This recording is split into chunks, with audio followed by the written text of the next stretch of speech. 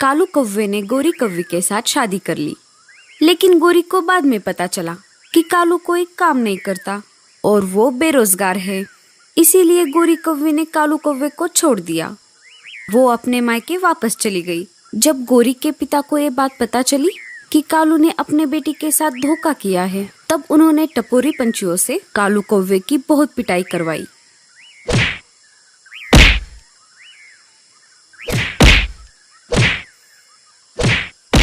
मार खाने की वजह से बेचारा कालू अब चल फिर नहीं सकता। लाडो चिड़िया और टूनी चिड़िया को अपने किए पर बहुत पछतावा हो रहा था। मीनू मौसी पहले से ही इस शादी के खिलाफ थी, लेकिन जैसे ही उन्हें ये पता चला कि दूसरे जंगल के टपोरे पंछी कालू कौवे को मार रहे हैं, तभी मीनू मौसी ने उन सारे पंछियों का अकेले ही सामना किया। मीनू मौसी ने उन सब को जंगल से खदेड़ दिया। मौसी की वजह से कालू कौवे की जान बच गई।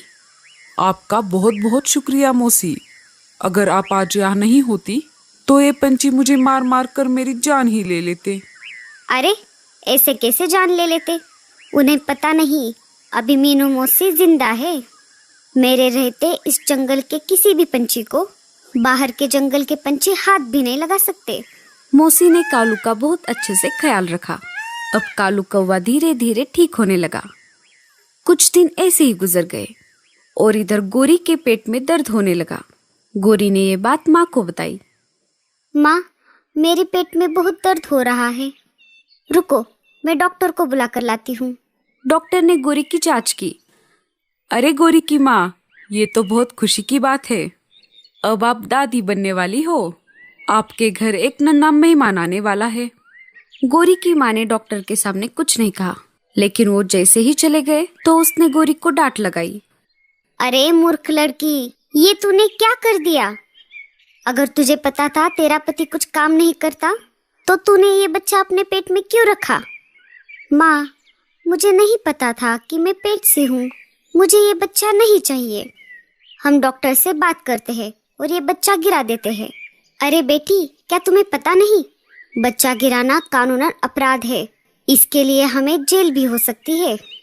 तो माँ, अब हम क्या करें? अब तो तेरे पास एक ही रास्ता बचा है। तुझे तेरे पति के पास वापस जाना होगा। अगर तुम नहीं गई और तुम्हारा बच्चा इस जंगल में पैदा हो गया तो हमारे बिरादरी के कौवे हमें इस बस्ती से निकाल देंगे। तेरे पापा बाहर शहर गए हैं। उनके आने से पहले तू चली जा अपने पति के पास। गोरी की माँ गोरी को कुछ पैसे और अनाज दे देती है और उसे कालू के पास जाने के लिए विदा कर देती है। गोरी दिल पर पत्थर रख के कालू कौवे के पास वापस आ जाती है। कालू अपने घोंसले में आराम कर रहा था। जैसे ही उसने गोरी को देखा, वो बहुत खुश हो गया। अरे गोरी, तुम आ गई। मुझे पता था तुम जरूर वापस आओगी। मुझे तो मेरी आंखों पर विश्वास ही नहीं हो रहा। कालू पलंग से उठने की कोशिश करता है, लेकिन वो उठते ही नीचे गिर जाता है। अजी, ये क्या हुआ आपको? आपकी ये हालत कैसे हो गई? अरे छोड़ो ये सब, अब तुम आ गई हो ना, मैं अब जल्दी से ठीक हो जाऊंगा। गोरी ने रात का खाना बनाया और कालू को अपने गर्भवती होने के बारे में बताया। अजी सुनिए, मुझे आपको कुछ बताना है। आप पापा बनने वाले हो। जैसे ही कालू ने ये बात सुनी, वो खुशी से पागल होने लगा। अरे वाह गोरी, ये तो बहुत खुशी की बात है। लेकिन मैं खुश नहीं हूँ। मैं इस बच्चे को नहीं रखना चाहती। तुम्हें पता भी है तुम क्या बोल रही हो? ये बच्चा सिर्फ तुम्हारा ही नहीं है, इस पर मेरा भी अधिकार है। तुम उसे संभालना नहीं चाहती तो ठीक है, मैं उसे संभालूंगा। अजी, आप समझ नहीं रहे। हम गरीब हैं। हम इसे पाल पोस के कैसे बड़ा कर सकते हैं? इसके लिए हमें अनाज और पैसे की जरूरत होगी। आप कुछ भी कहो, लेकिन मैं ये बच्चा नहीं रखना चाहती। एक काम कीजिए, मैं जैसे ही अंडा दे दूंगी, आप इस अंडे को कहीं पर छोड़ाइए। आगे जो होगा देखा जाएगा। गोरी की जिद के आगे कालू कौवे की एक न चली। कुछ दिन ऐसे ही गुजर गए और एक दिन गोरी ने एक प्यारा सा अंडा दे दिया। उसी दिन टूनी चिड़िया ने भी एक अंडा दिया था। सुनिए जी, मैंने अंडा दे दिया है। आप अभी के अभी जाइए और ये अंडा कहीं पर छोड़ दीजिए। तभी तेज बारिश शुरू हो गई। अरे भगवान, अभी तो बारिश भी शुरू हुई है। मैं बाद में जाता हूँ। नहीं नहीं, यही सही समय है। चलो अभी जाओ। कालू ने ना चाहते हुए भी उस अंडे को उठाया और चल पड़ा बारिश में।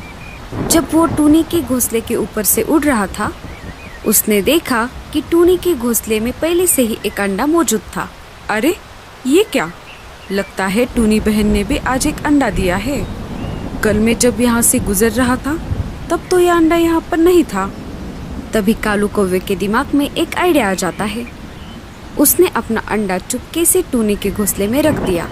कोई उसे ऐसा करते हुए देख ले, उससे पहले वो अपने घर वापस आ गया।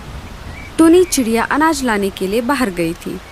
उसने देखा कि घोंसले में उसके अंडे के साथ साथ एक और अंडा भी है।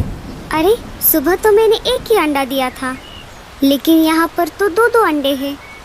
तभी टूनी चिड़िया का पति बंटी चिड़ा वहाँ पर आ जाता है। सुनिए जी, ये देखिए, सुबह तो मैंने सिर्फ एक ही अंडा दिया था, लेकिन पता नहीं, मैं अनाज लाने बाहर गई थी और वापस आकर देखा तो यहाँ पर एक के बजाय दो दो अंडे थे। बंटी चिड़ा दूसरे अंडे को देखकर सोच में पड़ गया। अरे भगवान, सुबह अंधेरा था ना, शायद तुमने 2 अंडे दिए होंगे। टूनी को कुछ समझ नहीं आ रहा था। हाँ, ऐसा भी हो सकता है। चलिए कोई बात नहीं, एक से भले 2। मैं मेरे दोनों अंडों का बहुत अच्छे से ख्याल रखूंगी। दिन बीतते गए और एक दिन टूनी के अंडों से 2 प्यारे प्यारे बच्चे बाहर आ गए। पर ये क्या, टूनी का एक बच्चा तो बिल्कुल टूनी के जैसा ही है, लेकिन दूसरा बच्चा तो बिल्कुल काला है। उसको कुछ समझ नहीं आ रहा था, लेकिन टूनी चिड़िया ने दोनों बच्चों में भेदभाव नहीं किया। उसने दोनों बच्चों को बड़े प्यार से संभाला। माँ तो आखिर माँ होती है, अपना बच्चा गोरा हो या काला हो। दुनिया के हर माँ को अपना बच्चा बाकी के सारे बच्चों से सुंदर ही लगता है। पूरे बस्ती में ये बात फैल गई कि टूनी चिड़िया को काले रंग का बच्चा पैदा हुआ है। एक एक करके जंगल के सारे पंछी टूनी के उस बच्चे को देखने आने लगे और बेचारे टूनी चिड़िया को ताने मारने लगे। अरे ओ टूनी, गर्भावस्था में तुमने क्या खाया था जो तेरा एक बच्चा गोरा और एक काला पैदा हो गया? मैंने तो सुना था कि माँ का प्यार तो अंधा होता है, लेकिन इतना अंधा होता है ये तो पहली बार देख रही हूँ। अगर मुझे ऐसा काला बच्चा पैदा होता तो मैं उसे अंडे से बाहर आते ही मार देती। मीनू मौसी पास वाले पेड़ से ये सब देख और सुन रही थी। मीनू मौसी को टूनी चिड़िया पर दया आ गई और वो टूनी चिड़िया के घोंसले के पास आ गई। मीनू मौसी ने सारे पंछियों को डांट लगाई। क्या तुम सब पागल हो गए हो? बेचारी टूनी चिड़िया का एक बच्चा काला हुआ तो क्या हुआ? क्या उसे जीने का कोई अधिकार नहीं है? आप सब नहीं जानती कि एक माँ होना कितना सुखद अनुभव होता है। और तुम रानो चिड़िया, तुम्हें तो कोई बच्चा भी नहीं है, फिर भी तुम टूनी को बोल रही हो। तुम सब अभी के अभी यहाँ से चली जाओ, वरना मुझसे बुरा कोई नहीं होगा।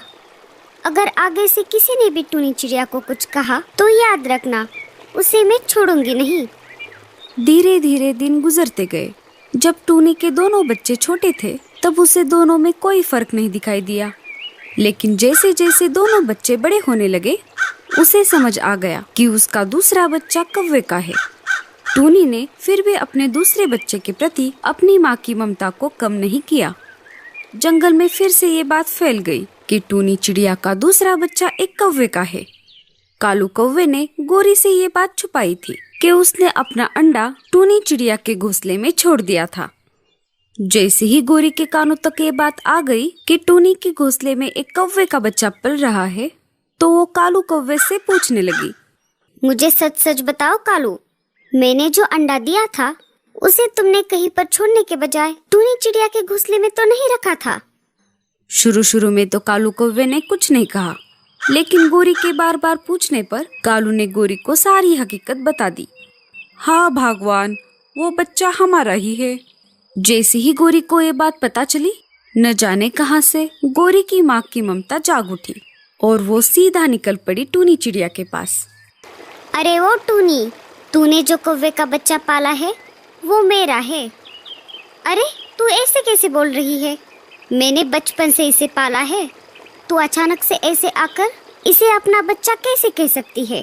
तेरे पास क्या सबूत है कि ये तेरा ही बच्चा है? दोनों में झगड़ा शुरू ही था। तभी गोरी के पीछे पीछे कालू भी वहाँ पर आ जाता है। अरे गोरी, तुम यहाँ पर क्या कर रही हो? चलो घर वापस चलो। नहीं, मैं नहीं जाऊंगी। ये बच्चा मेरा है। मैं मेरे बच्चे को लिए बगैर यहाँ से नहीं जाऊंगी।